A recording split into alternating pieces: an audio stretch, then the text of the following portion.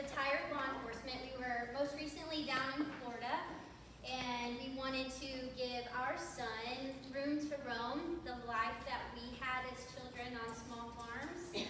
So grateful for Paducah for affordable land and a good community. So that's how we ended up here. But we own in 2023, we started a flower farm in West Paducah.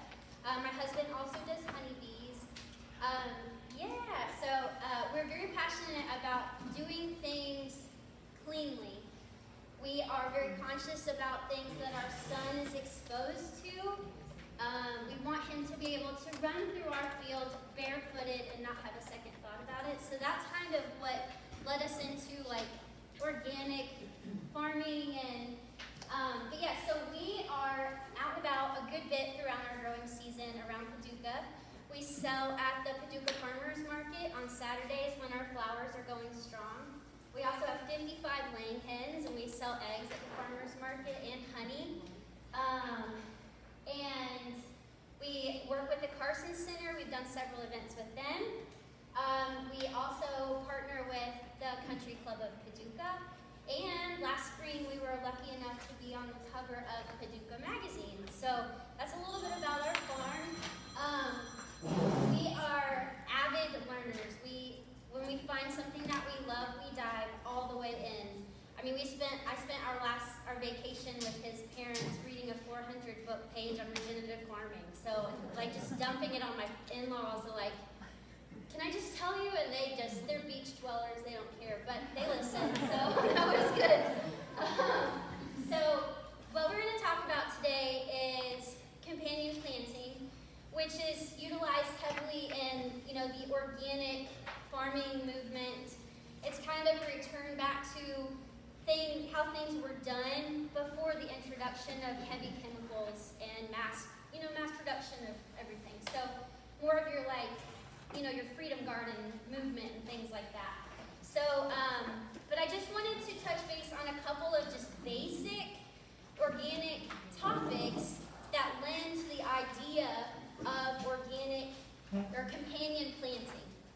So, let's see. So organic gardening is a deeper understanding that it is our duty to nurture the soil, to be good stewards of the environment, and protect our well-being by eliminating chemicals from our food source and from our lands. So that's kind of the passionate point of organic farming. People just want to, like I said, just return back to, a simpler, more intentional, hands in the dirt movement. So a couple things, like I said, I just want to touch base on so we can introduce these topics into our mind as we move into the companion planting topic, is that birds and insects in your garden are not bad things. That means that you have a good ecosystem, and an ecosystem is crucial for a thriving garden. Now, I know that you don't want to look out and see your tomato plants covered in aphids, and you don't want the birds eating all of your strawberries or your blueberries. That's how we try to find a balance. So it can be annoying sometimes, but once the balance gets there, things kind of level out, okay? So like I said, birds and insects are not your enemies, and everything holds a role within our gardens. So, brain fart. So the presence of birds and insects does not indicate an invasion, but a balance. When you see, a multitude, if you're running into, you have 1,000 tomato hornworms in your garden, yeah, that's an invasion. But when you have a well-balanced, and you have predatory wasps and hornworms, give those wasps a second to do their job, because they're gonna produce, they're gonna have babies, and they're gonna help level everything out. So I do have a couple questions. I don't just want to preach at you guys the whole time. But so how do we think that we nurture an ecosystem? How do we create an ecosystem? Anybody have any? Variety, exactly. If we plant all the same things, we're going to get all the same pests and all the same diseases, because it finds it. That's the mother lode. Why would you not? I mean, if you, why would you not beckon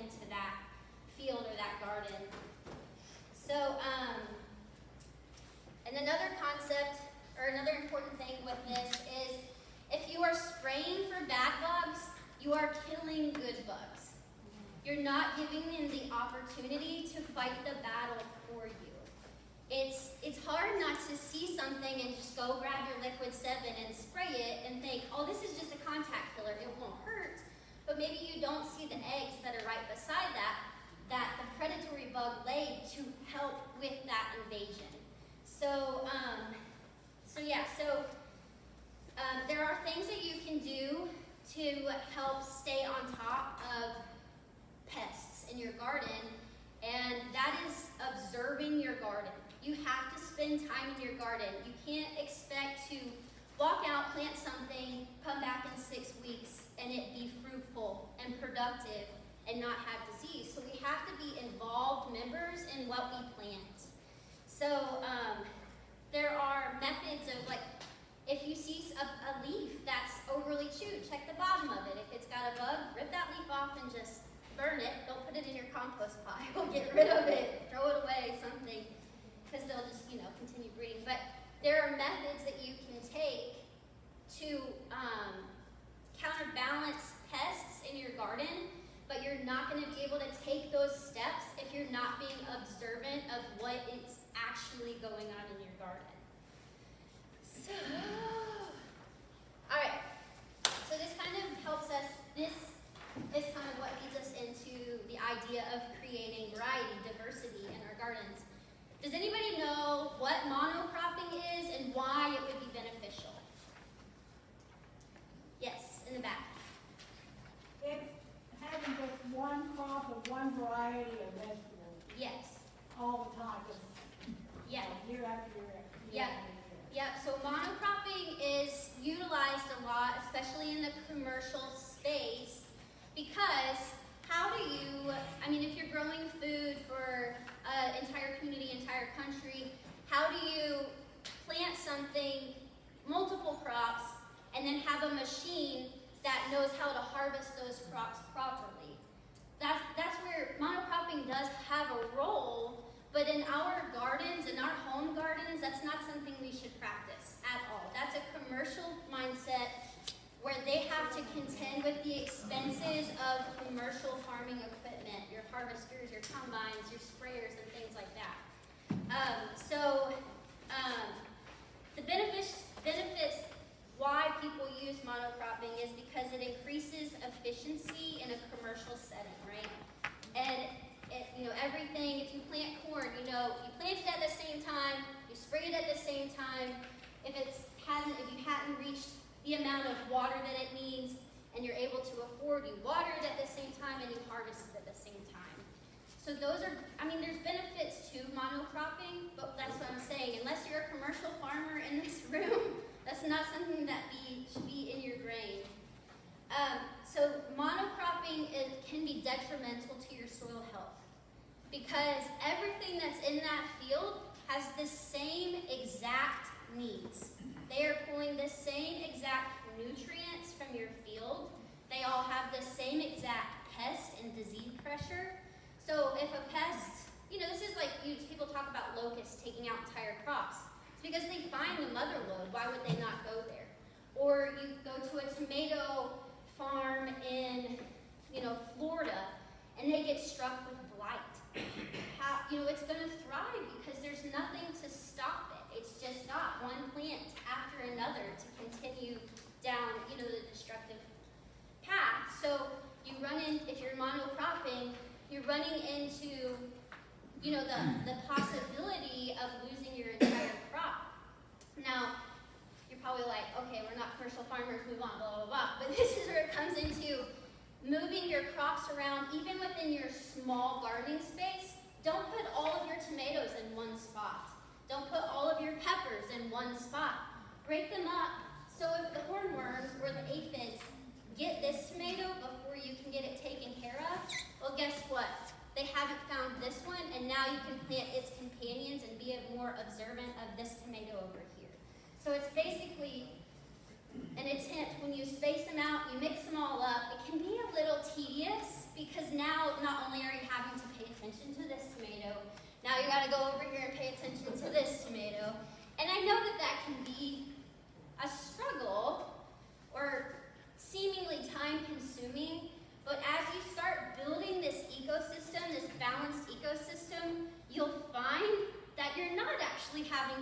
from pest to pest. Things are starting to take care of it on their own. So that's pretty exciting. So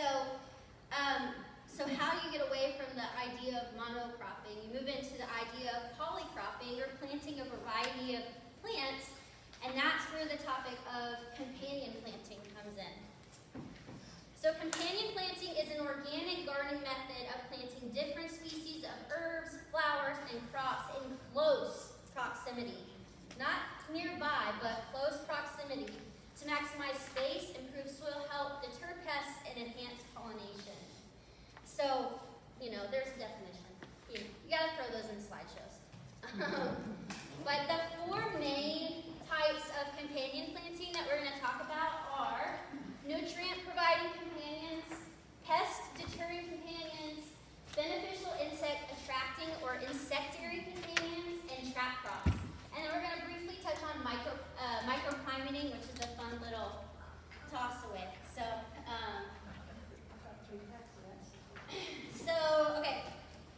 the first one we're going to talk about is nutrient-providing companions. Who's ever heard of a nitrogen fixer? We've all, right? So what is a nitrogen fixer and what does it do? Beans, peas, comfrey, things like that. They actually pull atmospheric nitrogen and put it into your soil. They can release it while the plant is alive, or it can break down and feed your soil if you terminate that crop early. So plants like beans and peas, like I said, pull atmospheric nitrogen into the soil and make it more easily accessible to its surrounding plants. So you have heavy feeders like corn, tomato, peppers, eggplants. Those are heavy nitrogen feeders. So a good companion plant for those would be planting beans with them, because they're going to feed it without you having to put a nitrogen fertilizer on your soil.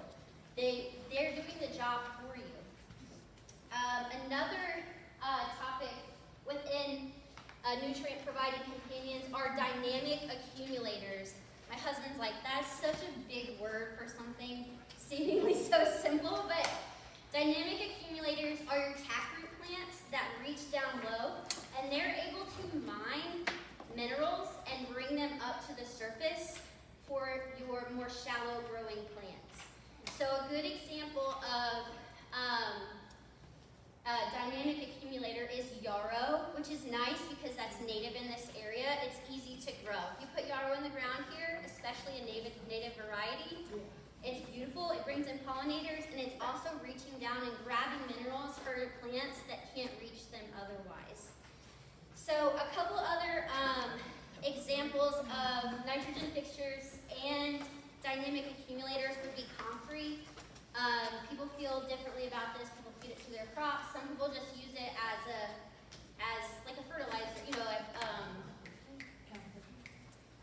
Brian.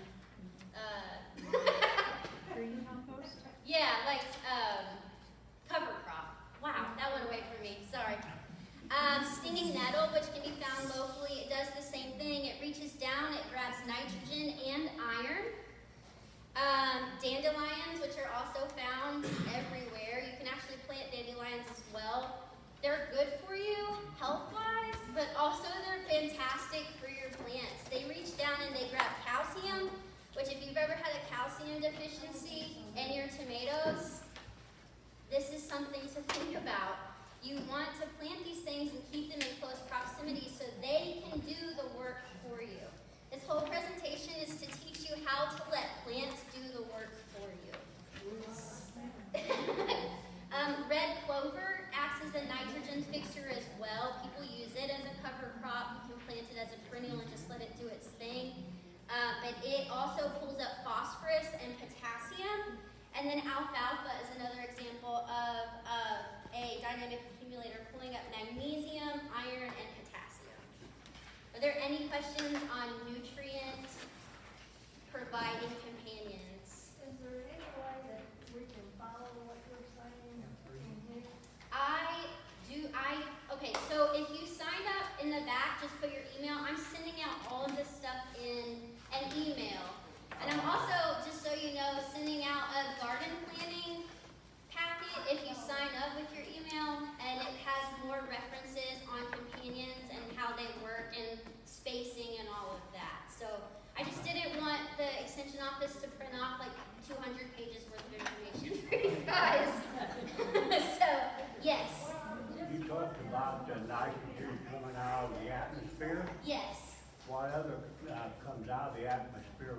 hydrogen and. Yeah, but yeah, tons of things are just floating around. Rain will bring it down. We had a good snow. Snow is a good nitrogen introduction into your soil. I don't know exactly, like, I just think about nitrogen more often than that. But I can look it up and I will answer that question. The reason why I culture soil in October. I buy 11 cubic feet from Menard. I put them in bins, and then I let the nature over the season my soil. Yeah. So now when I get ready to use it now, it's already cultured. Yeah. And I don't have to go buy the soil now, and you know what happens then, it's not preserved enough to grow your plant. Yeah, so that would be when you would want to, in the future, utilize a cover crop. Bare soil is dead soil. So you would want to protect it from your winter weather and put like a cover crop that you could just cut down and cover. I only grow one plant. What's That's a your- gardenia. They don't. Oh, yeah. They're inorganic, Yeah. low pH level. Okay. Yeah, that's a tricky one. All those acidic loving plants are tough. Yes. Is nitrogen good? Uh-huh. Are they also good for flowers? Yes, so I actually, with our flower farm, I plant, okay, so something to think about as well. Peas are gonna be planted with your cool crops because peas are a cool crop. Beans are your gonna be planted with your summer crops. I plant beans in my flower field just as an extra boost with my zinnias, with my celosia, with my canterbury bells, all of these things.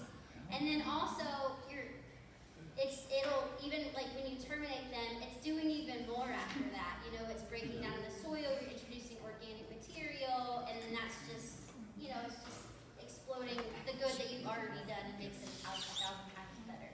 So, all right, so next is pest deterring companions, which I would say that probably all of you want to know about more than most things. So pest deterring companions utilize strong smells or bright colors, typically, to deter pests like aphids, thrips, hornworms, things like that, away from your garden. A lot of people know, okay, well I should plant French marigolds with my tomatoes, but do you know why? No, a lot of people don't. It's the smell. But here's something to think about. If you're going after the hybridized marigolds, the ones that don't have that pungent smell, they're not doing what they need to be doing in your garden. You want the stinkiest marigold you can get in your garden. Just a standard French marigold. I mean, there's different colors and varieties, but you want to make sure that it's a French marigold. Sometimes even in the descriptions, they'll say like, you know, lesser scent or, you know, however they phrase that. You don't want that. You want, like I said, you want stinky. So French marigolds deter aphids and thrips at the flower and leaf level, and then nematodes at the root level. So they kind of dual purpose. And all of those things love tomatoes, peppers, eggplants. A lot of the things that the typical person is going to grow in their garden, right? How do you feel about garlic? Okay, so I'm gonna guess. So I was actually about to say, I only didn't put garlic up here because it's too late to plant garlic for a productive season. So onions are the next thing that I was gonna talk about is pest deterring companions because they're pungent. Bugs don't like the smell of them. I utilize garlic with my spring crops for our flower field. 2 years ago, do you guys remember the aphids flying around the Walmart parking lot? They were so thick. That was insane. And my plants paid for it, especially my early crops. So last year, or the year, you know, the winter before last spring, I was like, I cannot deal with that again. Those spring crops are expensive to grow, and I wasn't willing to lose them again. So I planted garlic with them, and I didn't have a single aphid or thrip on my ranunculus or anemones. They were in close proximity. And then, also, if you grow your own garlic, it is way better than store-bought. It's delicious, and you should just do it. But anyway, so that kind of works in conjunction with the onions. So if you do fall gardening, plant your garlic with your fall crops, with those fall cabbages that you're sowing, things like that. These are kind of interchangeable. Onions are going to be the ones that you bring in the spring. Garlics will be the ones that you bring in the fall. So, let's see, where was I? So, and then rosemary. Pretty much anything that has a strong smell is going to deter one sort of another type of pest. They just don't like those smells. So rosemary is great at deterring carrot flies. Rosemary is fantastic to plant around your lettuces and cabbage, the things that would be attacked by slugs. That's the worst. I hate like picking a thing of lettuce and it has like 4 slugs on the ground. It's so disgusting. It just makes me not want to eat it and give it to the chickens. So those are some good examples of pest deterring companion plants. Another couple more, basil is an excellent deterrent for hornworms. All basils? Yeah, sweet basils, mammoth, things like that. Just that traditional. There you go. Mint. Mint can be tricky because it can be invasive, but if you put it close by in its own container, it will deter cabbage moths, ants, and other varying types of moths that would lay their eggs, and then you would get their sweet little babies doing all the damage. And then lavender also deters cabbage moths and carrot flies. So,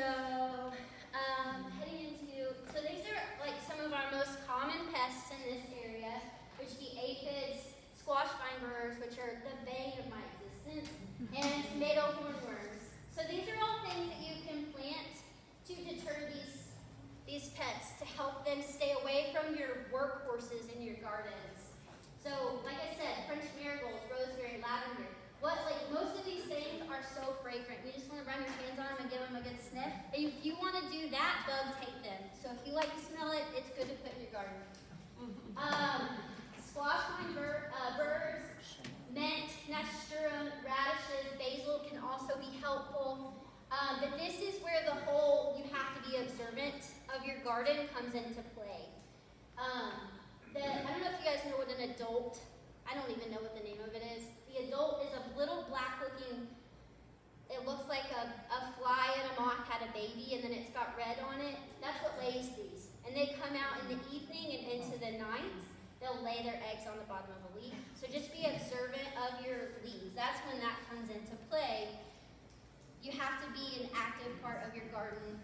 Those are the tricky ones. I hate them. I wish I had more information how to keep them out of your garden. I'm still learning. I'll report back.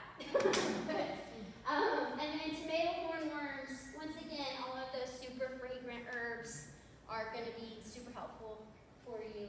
Like I said, I will send this out so you have the presentation so you can reference these as well. So are there any questions so far? We good? Okay. I have a question. So now, let's figure out how, yes. Yeah, you said something about the garlic being too late to plant that. Yes. Is it, if, too late to plant if you want to harvest it, or is it too Oh, late you to can plant plant it if you don't care to harvest the bulbs. It will still put off that pungent smell at the root level and at the leaf level, the stems. It's just you wouldn't get, if you planted a clove of garlic right now, you'd probably pull up a slightly bigger clove. You wouldn't get a bulb. It needs that cool air, cool temperatures to really grow and give it time. So, any other questions? All right. So now is the fun part. How do you bring in the pretty bugs, right? How do you get the butterflies and the ladybugs to your garden? So these are all beneficial insect or insectary plants, is what they call those. Sorry, I need a drink. I don't usually talk this loud or this much, so. Okay, so insectary plants are a crucial part of your garden. If you're not planting any variation of these, you're not drawing in the good bugs, the pollinators, or the predatory bugs into your garden to help take care of the pests. So dill is excellent at attracting predatory wasps. They look vicious, they come in all shapes and sizes, but they can't do anything to you. But they can be like cruel and, you know, very rewarding for the gardener to any sort of caterpillar, armyworm, things like that. They'll lay their eggs on the caterpillar, the eggs will hatch, the babies will eat that caterpillar. Now you don't have that caterpillar and it can't get to adulthood to lay more eggs. Nature is vicious, but it's beneficial for us. So dill can attract, like I said, predatory wasps, ladybugs, hoverflies. Do you guys know what hoverflies are?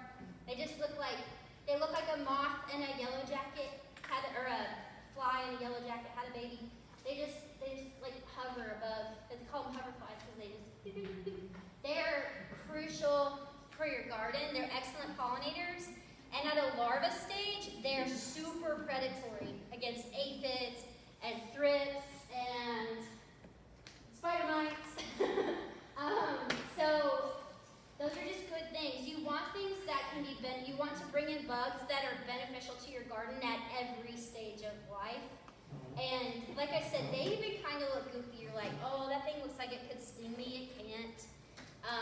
But like I said, like, you want bugs. Bugs are good. It's just you have to be able to learn to identify them. And that's another thing I'm sending out in the email is ways to identify things you want and things you don't want. So, What about the ladybugs? I know there's predatory, they're not true ladybugs.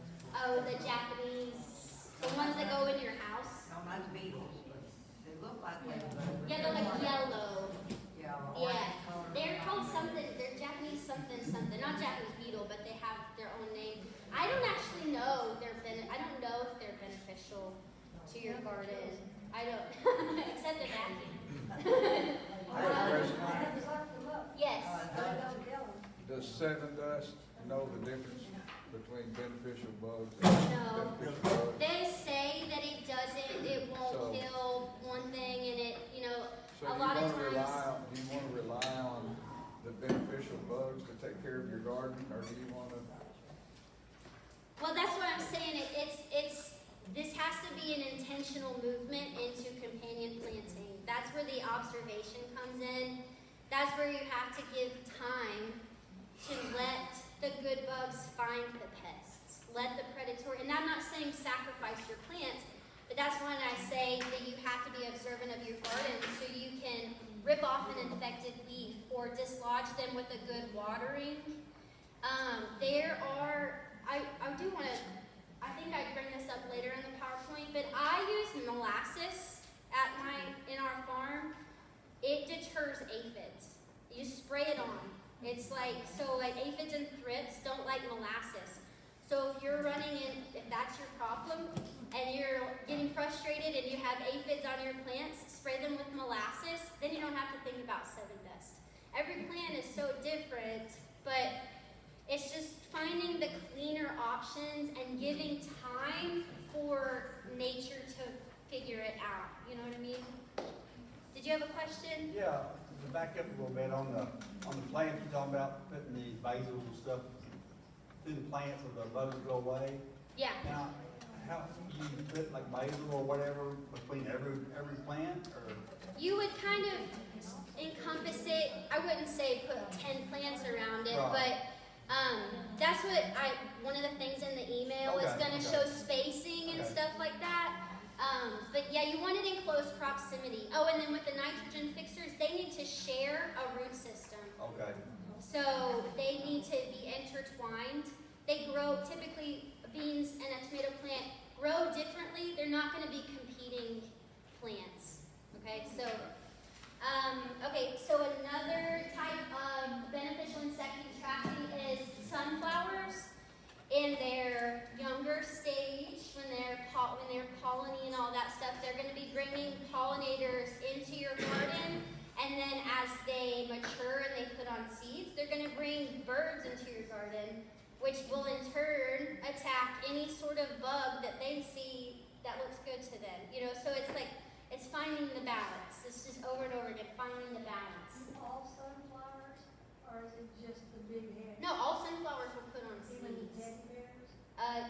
They'll be lesser, but they will put them on because those petals will fall off and they'll She was asking about teddy bear sunflowers, would they be beneficial? And yes, they would be. Are the dill, you have to replant the dill every year? In our area, I think so. I think in warmer climates, you don't have to, but I think with our winters, I think it's considered an annual. I do. But yeah, so, anything else? Okay. A couple other examples of insectary plants or bugs or plants that are going to bring in the good guys would be cilantro. Brings in those hoverflies, which, like I said, is beneficial at a larva stage, and then acts as a pollinator. They're predatory as a larva, and then they're a pollinator as an adult. Black-eyed Susans, which grow native around here. They're good to introduce in all different varieties. We like to grow Indian summer rudbeckia, which is all, and it can be beneficial. They bring in green lacewings, which also will eat your thrips and your aphids. And then they'll also bring in bees of all shapes and sizes, which everybody knows a bee's a good pollinator, right? All of them. And then buckwheat. People use that as a cover crop, but it also brings in, if you let it, put on pollen and stuff like that, hoverflies, ladybugs, and predatory wasps. So, common predatory insects or insectary that go with our insectary plants, ladybugs. I know we don't like to see them in our house or whatever, but they're crucial in your garden. They eat a lot of things at egg stage and at like an immature larva stage. And then you can bring them into your garden with dill, fennel, yarrow, marigolds, cosmos, sunflowers, pretty much anything that you have in your garden that's got even a slightly sticky pollen, they're going to come to. And then parasitic wasps. These are what I was talking about. They look kind of vicious. They come in all shapes and sizes, but they are going to do the best work against caterpillars of any sort in your garden. They look like they have righteous stingers, but they're not coming for you. So you can plant, let's see. I don't know. How do you get that? There we go. Oh, maybe not. Sorry. Okay. Sorry. Let's read it through it. A lot of those same things, the fragrant herbs will bring these in. So just plant fragrant herbs in your garden. They're lovely. They bring in the good bugs. They deter bad bugs. And then the hoverflies, same thing. Their larvae will eat caterpillars, eggs, things of the sort. So, any questions on that? Okay. I have a lot of information. I know I'm talking fast, but I'm trying to get through it all. Okay, so the fourth topic of the 1 through 4 is trap crops. They are the sacrificial lambs of your garden. Sure, you want to harvest them in bits and pieces, but would you rather have a couple leaves of nasturtium, or would you like to have a full crop of tomatoes? So we plant trap crops as our fail-safe in our gardens. So when, like that year, 2 years ago, when we were just overrun in aphids, I don't know how much basil you would have had to plant to keep that off your garden just because they were so prolific. But maybe we pair it with nasturtium and that would have helped, just a little bit more. It's just hard when we don't have those killing winters and that pest pressure is just really insane. But like I said, this is when observation comes into play, because maybe you could plant another basil plant or another cilantro plant just right there. Things that grow quickly, put on good scent. You can always, just because they say, plant on this date, doesn't mean that you can't add things throughout the season to benefit your garden at every stage. So we plant radishes with our summer squash. Does anybody deal with cucumber beetles eating their squash leaves? Yes. Radishes are your best friend. Even if you hate radishes, they are so cheap to plant. My husband despises radishes. My son hates them. I plant like 1,000 in my garden. I'm not eating that many. I like them, but it's beyond how many I can eat. It's what purpose they can serve for our garden at that point. So they do really well on summer squashes, all of your leafy greens, your lettuces, your spinaches, your early, your spring crops that are leafy and always get attacked by those kinds of things. And then calendula. Has anybody ever grown calendula? No. You ever cut it and you get sticky? So that stickiness, they call it resin, is what benefits in your garden. They get drawn, pests get drawn in because they like the smell or the beautiful colors or whatever, but then they get stuck on that resin. So this is, like I said, another part of observation. Calendula is not going to kill these pests, it's going to trap them so you can remove them from your garden. So whenever you're doing your coffee stroll in the morning, looking at your vegetables, just flip, tilt over that calendula to see if it's infested. If it is, cut it off and burn it. Like I said, do not put it in your compost pile. It will just grow. And then also, calendula is very good for you. You make teas out of it, all kinds of stuff. So there's a multitude of purposes to plant it in your garden. It traps those aphids, those thrips, so you would want to put them on with those tomatoes, the peppers, things like that. And then nasturtium is like the ultimate sacrificial lamb of your garden. It is beautiful to grow, so it's not adding eyesores to your garden, right? But it will it doesn't trap them. I say trap. It will lure them away from your workhorses. That's what a trap crop is. It pulls their attention away from the things that you actually want to be able to harvest. So nasturtium you plant as a border, you let it do its thing. If you do raised beds, just plant it at the edge of the raised bed, let it flow down. It'll distract any bugs that are trying to crawl to find food. They'll be like, oh, this is good enough. That's fine. I won't move up to your peppers. I won't move up to your tomatoes. So these are great. I don't know if you guys battle squash bugs like we do. I wish my chickens would eat them, but nasturtium can be very helpful in that situation. Planting them around your summer and your winter squashes, your pumpkins, things like that. So other examples of trap crops is sunflowers. They will trap leaf-footed bugs and they'll draw stink bugs away. I was just talking to a man the other day about stink bugs all over his fruit trees. And I was like, well, maybe you should think about planting, I haven't tried this. This is just hey, let's experiment together. But plant some sunflowers nearby your fruit trees and see if they'll move to those sunflowers and leave your fruit alone. I don't know if that works, but if it draws stink bugs are your problem. You just kind of try things until they work, right? Another example of a trap crop would be mustard. I don't know if many people grow mustard, but it's a leafy green. It will pull away from your lettuces and spinach and things like that. And then millet, which is another one I don't know. A lot of people grow millet as a grain, but it can be beneficial just around your garden. Yeah, and then millet, lets it go to seed. Then you're providing food in winter for your ecosystem, the ultimate ecosystem. Okay. And then, like I said, this is that bonus topic of companion planting is microclimating, which is kind of cool. It's utilizing plants to create small climates within your garden.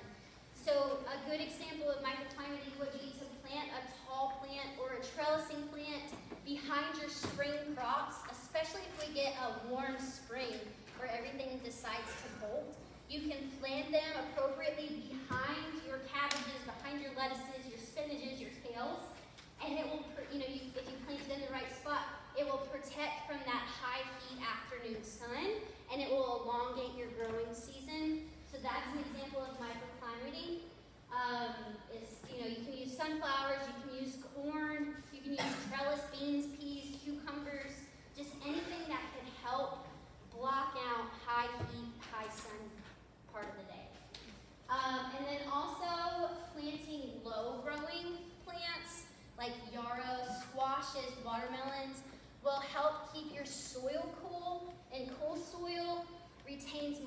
better than hot soil. So that's another example of microclimating. You're creating a climate to protect your soil health and help with your water retention. And then also creating wind breaks. Where we are, it is windy on our little farm. We're not far away from the Ohio River, so I don't know, but we deal with some righteous straight line winds. So we utilize wind breaks on our farm, especially at peak flower season. So we're guarded out again, so our more tender plants are guarded from those strong winds. We utilize some taller plants, taller, stronger, like zinnias next to our snapdragons, so the zinnias capture that wind. We utilize corn in that way. This year we're just building a trellising fence so we don't ever have to think about it again. And I'm just going to send stuff up and I don't have to think about wind breaks again. So, yeah, okay, so those are the 4+ bonus types of companion planting. Did everybody get a packet of seeds when you came in? Okay, so this is an assignment for the growing season for you. We're going to do it together, and we're going to report back to one another. But, okay, so Three Sisters is the ultimate example of the perfect companion planting system. It's been utilized for centuries all around the world in varying shapes and sizes, but it all kind of follows the same principle. You have the big sister. She's planted first. She grows tall and she protects the two smaller sisters. So that would be your corn. She's going to grow tall. You're going to plant this on a mound.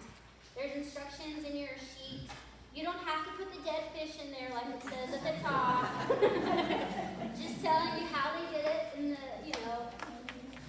but if you have a dead fish, put it in there. So you do it in a mound. You grow on a mound. You start with your corn.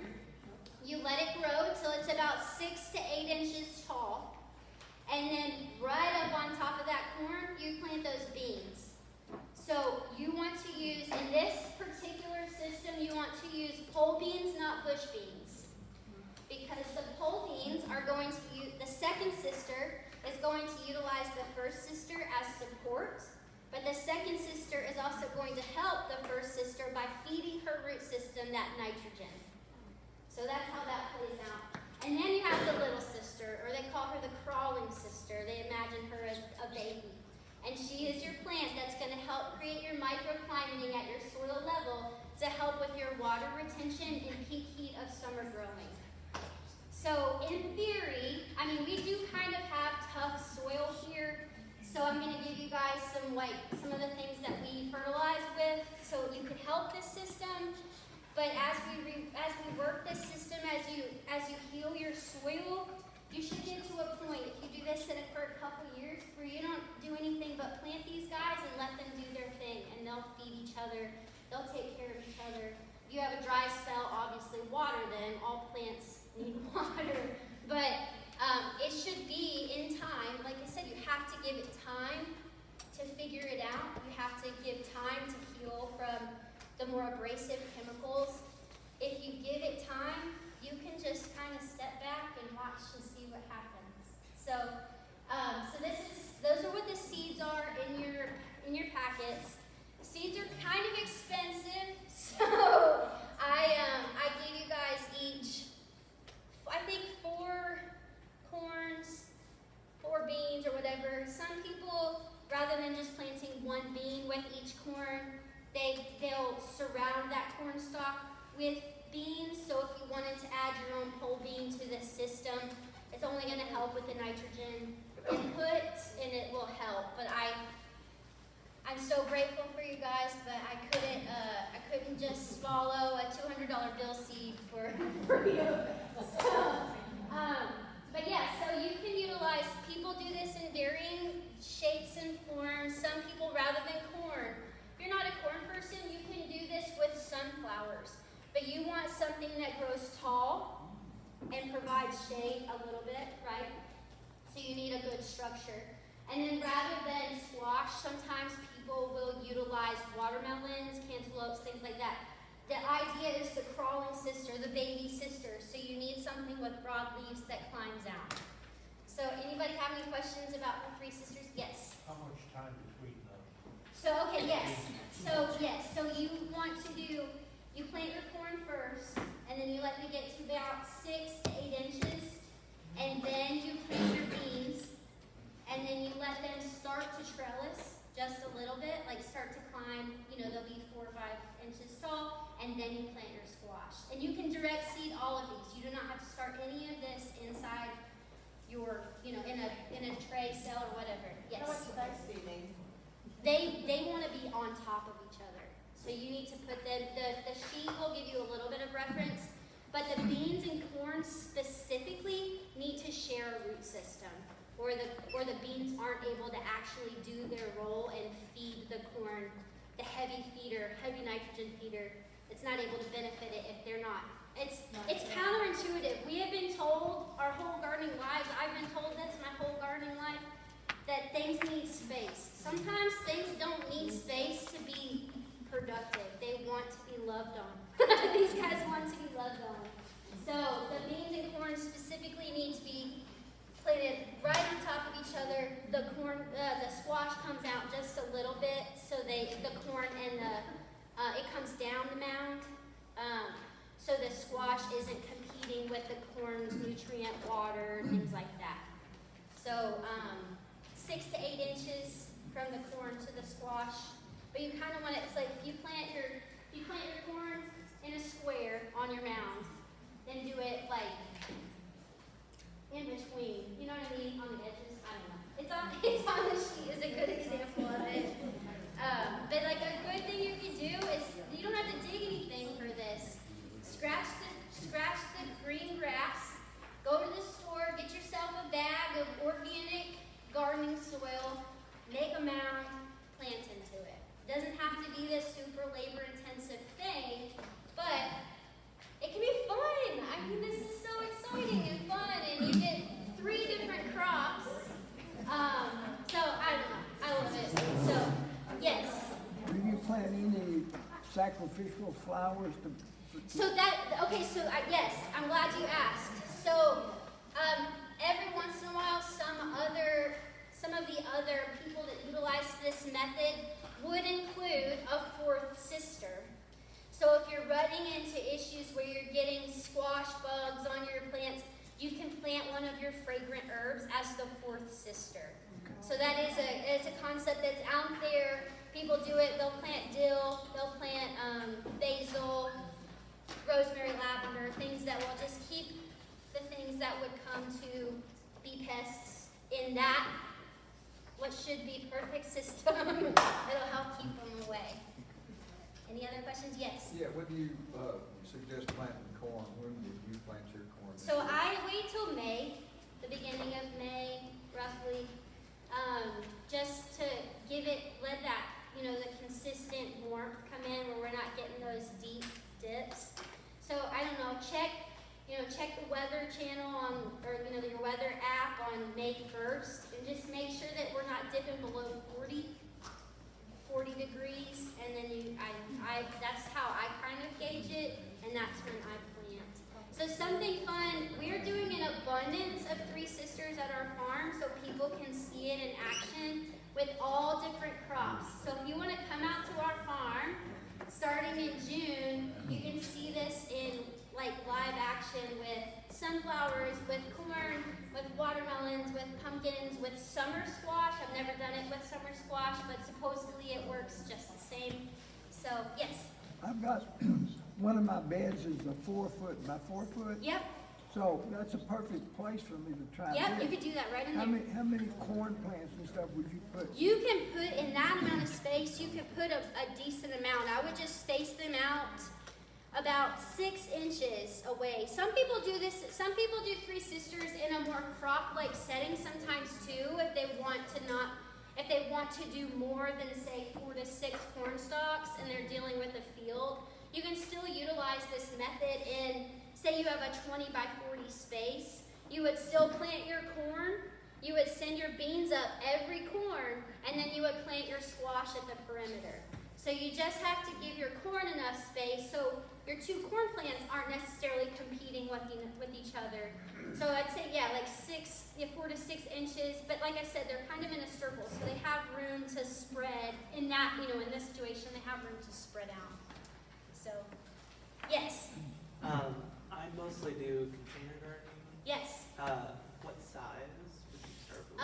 You would probably want to do a smaller version of this, but I don't know, probably get like a 24-incher, like the around, and then you could probably do three corns, and then do your beans, and then maybe try to find smaller squash varieties to just kind of because squash they do kind of have extensive root systems, so just find smaller squash varieties would be better for that. All right. So these are some practical examples of companion plantings in your garden. I'll go through these really fast because I know we're running out of time. I'm sorry. So tomatoes are summer crops, so their nitrogen fixer will be beans because that's what grows in the summer. Yarrow would be your dynamic accumulator. French marigolds repel the aphids and nematodes. The hornworms, basil, are your insectaries, so they're bringing in your predatory bugs and your pollinators. And also, basil is pretty cool because it's a flavor enhancer. If it shares a root system with a tomato, like where they kind of linger together, it will help your tomatoes and your peppers taste better. So, I don't know how you scientifically come up with that, but that's what they say, and I do it every year and always have, so I don't, but my tomatoes always taste good. So, broccoli is a cool crop, so your nitrogen fixer would be a pea, because that's what peas are cool crops. Onions do well at that time of year, that's when you would plant them out. They help with cabbage moths, sweet beetles. So I don't know if you guys are anxious to get on here. I'm gonna email this to you, so that's good. But summer squash, like I said, this is where I utilize my radishes. This is gonna catch those flea beetles. And they also help with soil compaction. We have dense soil here, so anything that can loosen up your soil, especially if you're not doing it in a raised bed, is all right in my book. Your turnips, your beets, your radishes, things like that. They're always good to have. Radishes also help with vine burgers. That's just like the vein of my existence as a gardener. I hate putting my love and labor into something and then I go out there and it's dead because something decided to eat the stem. Another couple examples. We're heading into cool crops, so I'll just give you these lettuces and spinach. They're going to get peas because they're a cool crop.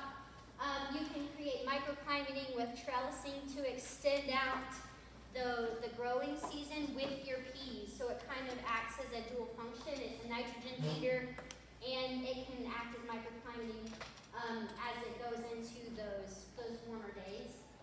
Basil does the same thing with lettuce and spinach. It's a flavor enhancer. Also brings in predatory bugs and pollinators. Nasturtium, like I said, all your beds, all of your growing spaces should just be lined with nasturtium. It's beautiful. It comes in all different colors. It's edible. Do it. You can get it anywhere. You can get it at Rural King, Walmart, online, all places. And then turnips. Aphids don't like the smell of turnips. Turnips are cool crops, so you could plant them with your lettuces and spinaches and things like that. Will you be planting those things now? Yes, so I'm going to plant mine out next week. Yeah, I have a lot of my brassicas started in my seed room. So like cauliflower, broccoli, things like that. I'll be planting them. We're traveling this weekend, or I probably would have done them this coming weekend. But you can plant them outside. Yes, yeah, you can direct sow them. Yep, you can just put them right in the dirt. It's the perfect time. So, and we're about to get a lot of rain. So plant it, then let it rain on them, and you don't have to water them. So, things that we use, yes, sorry. I just skipped out in classes and I maybe jumped my question too Yes. soon, but do you have to water it, thin it out? Yes, so I put about I'm not a measurer, Okay. I would guesstimate about 2 to 3 tablespoons per gallon. I put it in a sprayer and I spray my rose bushes. You can do that with anything in your garden. It's nice because it's a quick burst of sugar, which in turn is a quick burst of energy. And then there's a lot of micronutrients that are within molasses that are super beneficial for your soil and the plant itself. So you can spray this right on the plant or you can spray it on the ground. So when we fertilize, I put it on in our sprinkler system, and I do molasses, fish emulsion, and kelp, and that's what waters it. The molasses gives a nice little quick food for the plants, while the fish emulsion and the kelp are getting there and doing their thing. You can amend your soil naturally with blood meal, bone meal, and then you maintenance with fish emulsion and kelp and molasses. You can also obviously amend your soil with manure and compost. I want to touch base on this because my mom had the heartbreak of her 65 gardening year run last year. They have horses, so they use horse manure in their garden, aged horse manure. That's my dad's passion. He loves to turn those piles. They started using a new hay guy, and that guy was spraying his fields with broadleaf herbicides that does not break down in manure. And that can in turn affect your garden in its whole. So my mom will grow a 40-pound cabbage like it was nothing. Last year her garden was just sad. So she took a year off. This year they're moving their garden. They've got a new hay guy, all the things. But just know, be mindful of where you're getting your compost and manure from. Ask the questions.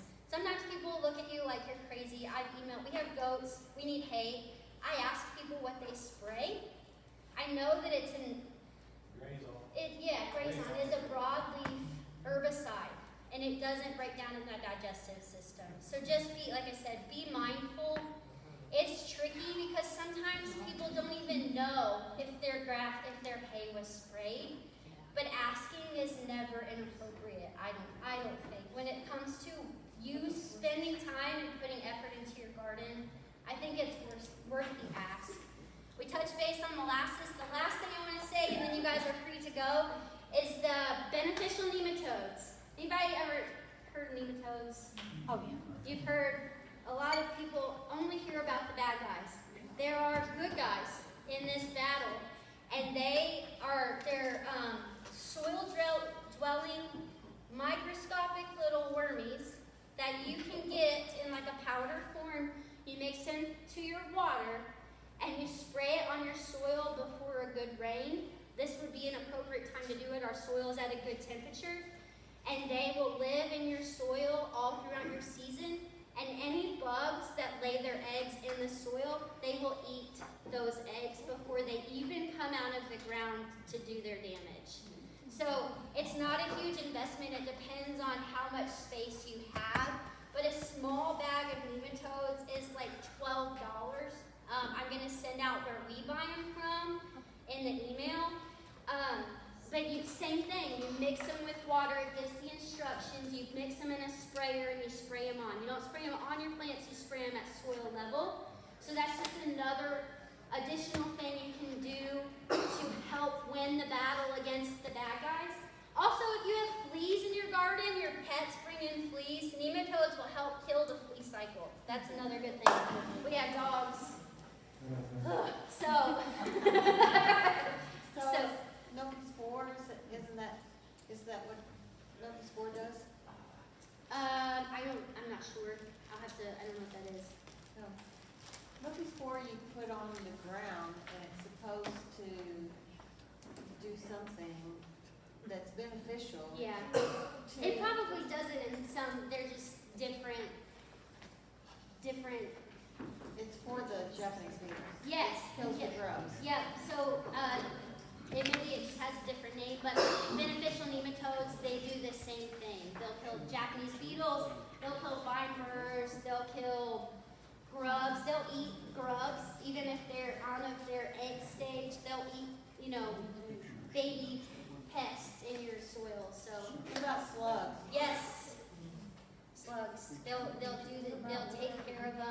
before they become an issue. Anything that's dwelling in the soil over winter or throughout your growing season, they can kill. So I'm saying it's a very minute investment, and it gives a lot of peace of mind. All right,